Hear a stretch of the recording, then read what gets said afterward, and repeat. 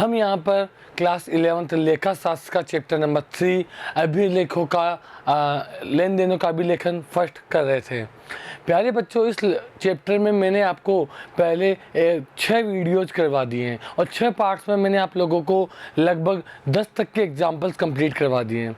प्यारे बच्चों, वो एग्जाम्पल्स आपको आ चुके होंगे। लेखांकन समीकरण से संबंधित टॉपिक हमारा समाप्त हो चुका है और आप लोगों ने उन प्रश्नों को सोल्व भी कर लिया होगा। तो प्यारे बच्चों, बढ़ते हैं अब हम जर्नल प्रविष्टियों से संबंधित प्रश्नों की ओर। तो पहला प्रश्न आपकी स्क्रीन पर है प्यारे बच्चों। प्रश्न 11 रोजनामचा प्रविष्टियों से रिलेटेड है। साफ साफ कहा गया है, हिमांशु की पुस्तकों में निम्न लेन देनों की रोजनामचा प्रविष्टि आपको करनी है। आपको हिमांशु की जो पुस्तकें वहाँ पर बनानी है रोजनामचा प्रविष्टि। चलिए प्यारे बच्चों, बनाते हैं जर्नल प्रविष्टि। आप सभी को पता है, जर्नल एंट्री जब आपको बनानी होती है, तो जर्नल एंट्रीज के लिए आपका जो फॉर्मेट होता है वो फॉर्मेट होता है कुछ इस तरीके से। यहाँ पर सबसे पहले आप लिखते हैं डेट, फिर आप लिखते हैं पार्टिकुलर, फिर आप लिखते हैं LF, फिर आप लिखते हैं डेबिट और क्रेडिट। प्यारे बच्चों, आप लोगों को पता है डेट में जो व्यवहार है उससे संबंधित डेट लिखी जाती है। पर्टिकुलर में जो हमने लेन देन किया या जो घटना घटित हुई है उसे लिखा जाता है। LF का कॉलम है, उसमें लेजर की पृष्ठ संख्या लिखी जाती है और डेबिट और क्रेडिट। तो चलिए पहले ट्रांजैक्शन की ओर चलते हैं। डेट हमें दी हुई है 2017। सबसे पहले 2017 हम लिख देंगे, दिसंबर हम लिख देंगे और 1 हम लिख देंगे। सबसे पहले लिखा हुआ है रोकड़ से व्यापार प्रारंभ किया। रोकड़ से व्यापार प्रारंभ किया, जिसका मतलब है मेरे प्यारे बच्चों, व्यापार में कैश आ रहा है और कैपिटल, यानी कि हमने व्यापार प्रारंभ किया रोकड़ से। तो आपकी जो जर्नल एंट्री बनेगी वो बनेगी cash account ER to capital account. प्यारे बच्चों, जो जर्नल होगी वो होगी ये और अमाउंट होगा 75,000। चलिए आगे बढ़ते हैं दिसंबर 7। दिसंबर 7 की ओर जब हम चलते हैं तो हमारा जो ट्रांजैक्शन कहता है नकद माल खरीदा। माल खरीदा, आप लोगों को प्यारे बच्चों मैंने पहले बताया था, जब भी हम माल खरीदेंगे तो वहाँ जो ट्रांजैक्शन आएगा वो आएगा परचेज। और परचेज व्यापार में आने वाली वस्तु क्या होती है? DR, यानी परचेज हो जाएगा DR। तो आपकी जो जर्नल बन जाएगी वो बन जाएगी परचेज अकाउंट DR। कैसे माल खरीदा आपने? नगद, तो टू कैश अकाउंट। जो आपकी अमाउंट होगी वो होगी 10,000 रुपये। डेबिट का अमाउंट डेबिट के सामने, क्रेडिट का अमाउंट क्रेडिट के सामने। नेक्स्ट ट्रांजैक्शन की ओर चलें। 9 दिसंबर, स्वाति को माल बेचा। क्या बेचा? माल। प्यारे बच्चों, मैंने आपको बताया था माल खरीदा जाता है परचेज, माल बेचा जाता है सेल्स। माल खरीदा, माल आ रहा है DR, बेचा, माल जा रहा है CR। और किसको बेचा? स्वाति को। तो आपकी जो जर्नल बनेगी वो बनेगी दिसंबर 9। किसको बेचा? स्वाति को। स्वाति अकाउंट DR टू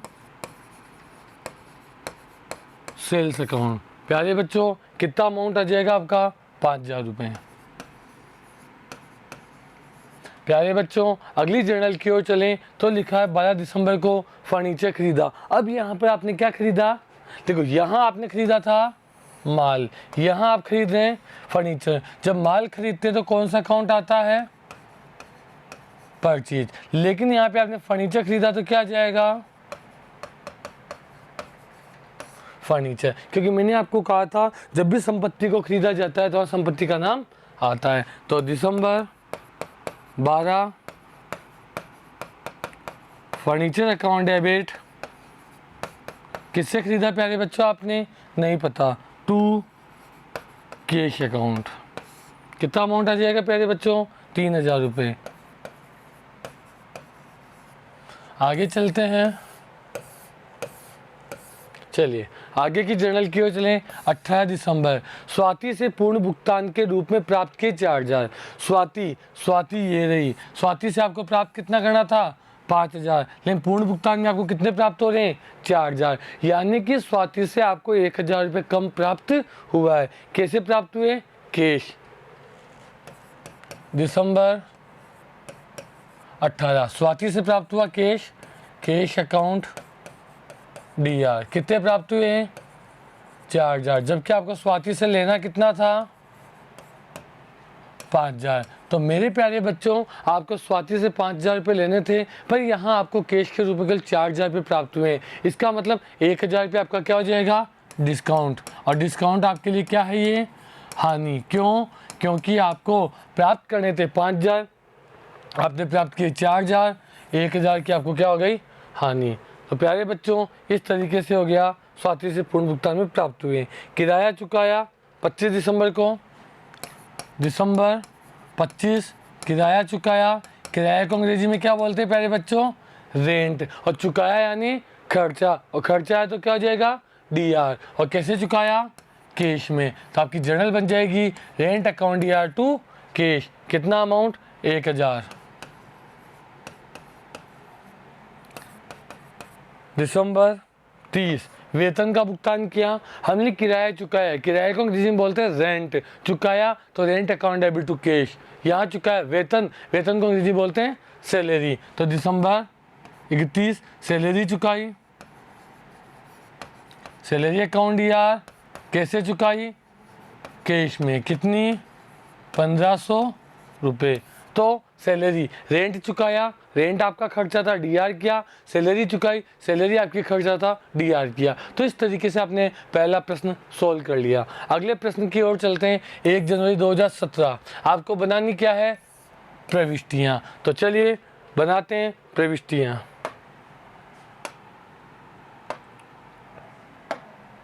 चलिए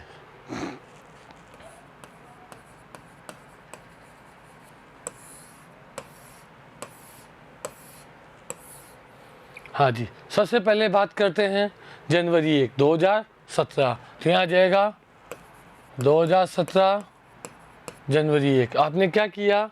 आपने 1,75,000 रोकड़ और 1,00,000 रुपये के भवन से व्यापार प्रारंभ किया। व्यापार प्रारंभ किया यानी कैपिटल। लेकिन आपने किस किस चीज़ से व्यापार प्रारंभ किया? रोकड़ और भवन से। तो आपकी जर्नल बन जाएगी cash account D R, building account D R to capital. कितनी रोकड़ थी आपकी? रोकड़ थी 1,75,000 रुपये। 1,75,000 रोकड़, 1,00,000 आपकी बिल्डिंग, 2,75,000। चलिए आगे चलते हैं। आगे लिखा हुआ है जनवरी 2 को नगद माल खरीदा। ये जर्नल आप पहले भी कर चुके हैं, इसलिए आपको कोई दिक्कत नहीं आनी चाहिए। नगद माल खरीदा, माल खरीदा तो purchase, purchase account D R. कैसे खरीदा? कैश में, to cash account. Purchase account D R to cash 75,000 रुपये। आगे चलें। उसके बाद लिखा है जनवरी 3 को मजदूरी का भुगतान किया 30,000 रुपये। प्यारे बच्चों, रेंट किराया, सैलरी वेतन, मजदूरी वेजेज।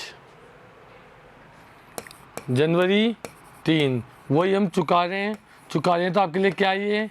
खर्चा। तो wages account D R to cash account. कितनी मजदूरी चुकाई आपने? 30,000 रुपये। जितना भी आपने अमाउंट चुकाया वो आ जाएगा। आगे चलें। फिर से मजदूरी का भुगतान किया 500 रुपये। फिर मजदूरी का भुगतान है, सेम एंट्री जाएगी जनवरी 4 को। आपकी एंट्री जाएगी wages account D R to cash. कितना? 500 रुपये। चलिए आगे चलते हैं।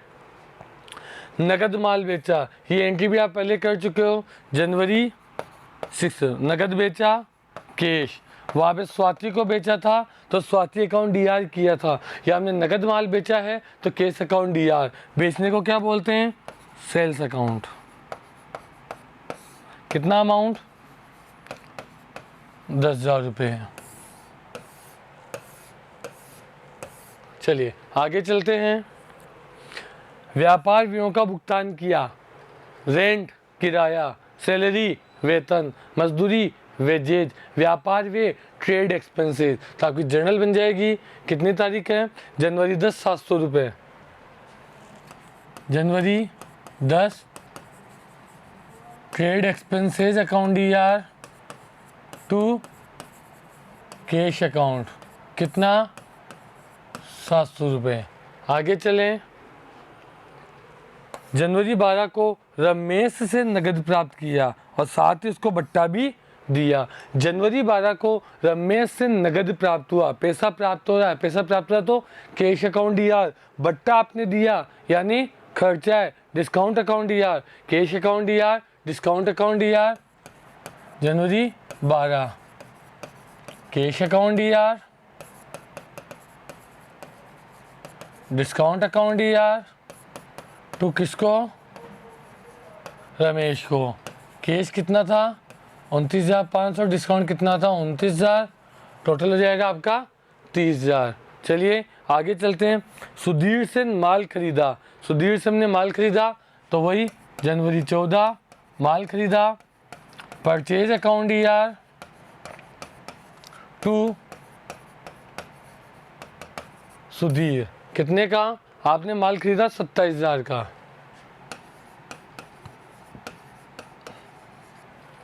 आगे चलें, जनवरी 18 माल की ढुलाई, ढुलाई को अंग्रेजी में बोलते हैं कैरिज, क्या बोलते हैं बच्चों, कैरिज बोलते हैं। तो ढुलाई दी यानी कैरिज चुकाई, वही एंट्री जाएगी।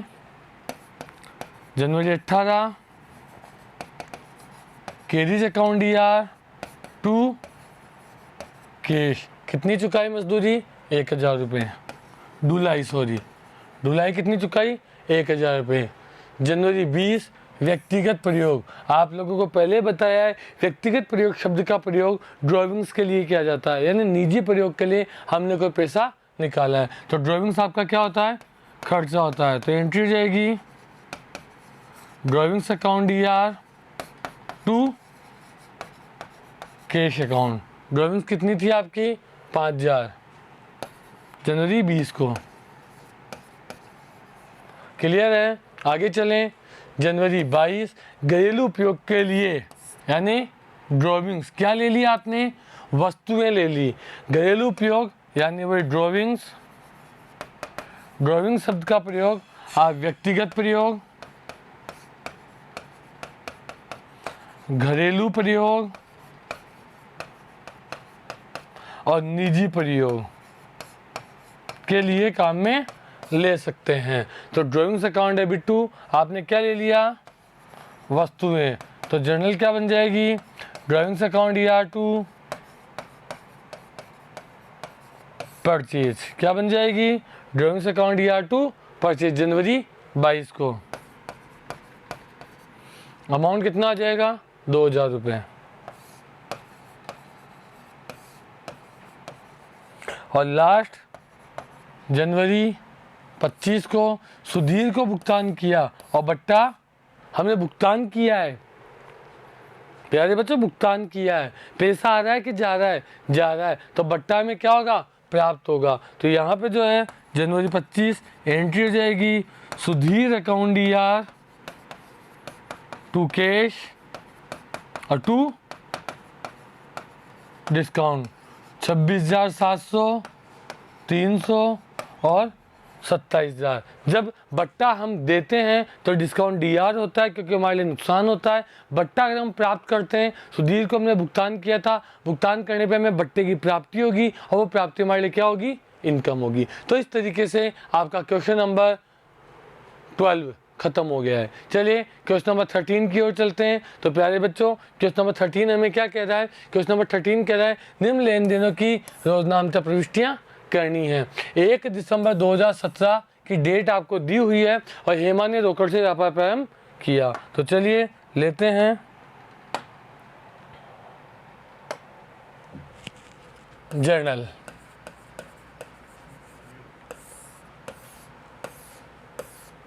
सबसे पहले जो हमारी डेट आएगी वो डेट आ जाएगी प्यारे बच्चों 2017 दिसंबर 1, 2017 दिसंबर 1। आपने क्या किया, हेमा ने व्यापार प्रारंभ किया 1 लाख रुपए से, व्यापार प्रारंभ किया तो एंट्री क्या बनेगी प्यारे बच्चों, cash account DR to capital 1 lakh 1 lakh.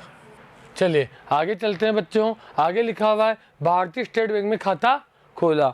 खाता खोला लिखा है या बैंक में पैसे जमा कराए, दोनों एक ही मतलब होता है। हमने खाता खोला तो खाता खोलकर वहाँ क्या जमा करवाने वाले हैं, पैसे। इसलिए दिसंबर 2 को जो आपकी जर्नल बनेगी वो बनेगी दिसंबर 2। बैंक में पैसे जमा कराए, पाने वाला कौन है, बैंक। बैंक अकाउंट यार टू कैश, आपके पास से पैसा चला जाएगा। अमाउंट होगा 30,000 रुपये। चलिए प्यारे बच्चों आगे चलते हैं। 4 दिसंबर को राहुल को नगद माल बेचा, या नगद शब्द का प्रयोग हो रहा है। माल बेचा तो सेल्स, और नगद शब्द का प्रयोग हो गया तो इस राहुल से हमें कुछ भी मतलब नहीं है। यानी आपकी जो जर्नल बनेगी दिसंबर 4, कैश अकाउंट यार टू सेल्स अकाउंट। तो प्यारे बच्चों जो अमाउंट आएगा वो आएगा आपका 15,000 रुपये। आगे चलते हैं। आगे लिखा हुआ है दिसंबर 6 को तारा से नगद माल खरीदा। यहाँ पर भी बच्चों नगद खरीदा तो तारा का कोई लेना देना नहीं है, तो आपकी हो जाएगी दिसंबर 6 परचेज अकाउंट यार टू कैश अकाउंट 40,000। आगे चलते हैं प्यारे बच्चों। 13 दिसंबर सुमन को माल बेचा, यहाँ नगद शब्द का प्रयोग नहीं है। नगद शब्द का प्रयोग नहीं है तो दिसंबर 13 नगद की जगह आ जाएगा सुमन का नाम। सुमन अकाउंट डेबिट टू सेल्स, कितना 20,000। यहाँ पे कैश शब्द का प्रयोग नहीं होने से हमने कैश का प्रयोग नहीं किया और इस व्यवहार को हमने उधार माना। अगला हम चलते हैं। 16 दिसंबर को सुमन से भुगतान का चेक प्राप्त हुआ है। चेक प्राप्त हुआ है और बट्टा भी हमें दिया हुआ है 500 रुपये। आपका जो बट्टा है वो 500 रुपये का है। तो चेक प्राप्त किया है दिसंबर 16, चेक प्राप्त किया है तो बैंक अकाउंट यार, डिस्काउंट भी आपको प्राप्त होगा डिस्काउंट अकाउंट यार, डिस्काउंट आपने दिया टू सुमन। 20,000 था, चेक आपको प्राप्त हुआ 19,500 का, और 500 का आपको क्या हो गया, डिस्काउंट हो गया। क्योंकि जब आप चेक प्राप्त करेंगे तो डिस्काउंट आप देंगे और डिस्काउंट आपके लिए क्या हो जाएगा, खर्चा हो जाएगा। चलिए आगे चलते हैं। 20 दिसंबर आशु को भुगतान का चेक जारी किया। यहाँ पर भी हम क्या कर रहे हैं, चेक दे रहे हैं किसको, आशु को। तो जर्नल क्या बन जाएगी आपकी 20 दिसंबर 20 किसको दिया, आशु को। आशु अकाउंट यार क्या दिया, चेक। चेक यानी बैंक, कितने का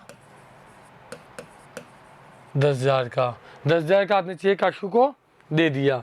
किराए का भुगतान भी आपने चेक से किया दिसंबर 22 को। आपको पता है किराया रेंट होता है, रेंट अकाउंट यार टू बैंक, क्योंकि आपने भुगतान किससे किया है, चेक से। और जब चेक से भुगतान किया है तो बैंक आ जाएगा। आगे चलें। दिसंबर 23 को बैंक में जमा कराए। मैंने आप लोगों को पहले बताया था अगर बैंक में पैसा जमा कराया जाता है या बैंक में खाता खोला जाता है प्रविष्टि एक ही तरह से होती है। हमें डाल देंगे दिसंबर 23 बैंक में पैसा जमा कराया, बैंक अकाउंट यार टू कैश। कितना अमाउंट हो जाएगा दिसंबर 23 का, दिसंबर 23 को हमने जमा कराए 16,000। आगे चलते हैं। आगे हमारा जो ट्रांजैक्शन है, प्रज्ञा से मशीन खरीदी। मशीन खरीदी, मशीन आपकी क्या है, एसेट्स। एसेट्स खरीदी तो दिसंबर 25 को मशीन खरीदी। मैंने आपको कहा था माल खरीदते हैं तो परचेज अकाउंट दिया, लेकिन किसी एसेट्स को खरीदते हैं तो उसी एसेट्स का नाम आएगा। मशीन आपने कितने की खरीदी, 10,000 की। आगे चलें। दिसंबर 26 को लिखा है व्यापारिक खर्चे। मैंने आपको पहले भी बताया था अभी, व्यापारिक खर्चों को हम बोलते हैं trade expenses. Trade expenses account यार चुकाया कैसे जाएगा, कैश में। ट्रेड एक्सपेंसेस अकाउंट यार टू कैश 2,000। आगे चलें। आगे लिखा हुआ है प्रज्ञा को चेक द्वारा भुगतान किया। प्रज्ञा को हमने चेक द्वारा भुगतान किया दिसंबर 28। प्रज्ञा को हमने चुकाया है प्रज्ञा अकाउंट ER टू बैंक। कितने रुपए चुकाए हमने प्रज्ञा को? प्रज्ञा को हमने चुकाया 10,000 रुपये। आगे चलें तो आगे लिखा है टेलीफोन वे के लिए चेक दिया। टेलीफोन वे ये भी आपके लिए खर्चा है। दिसंबर 29 टेलीफोन एक्सपेंसेस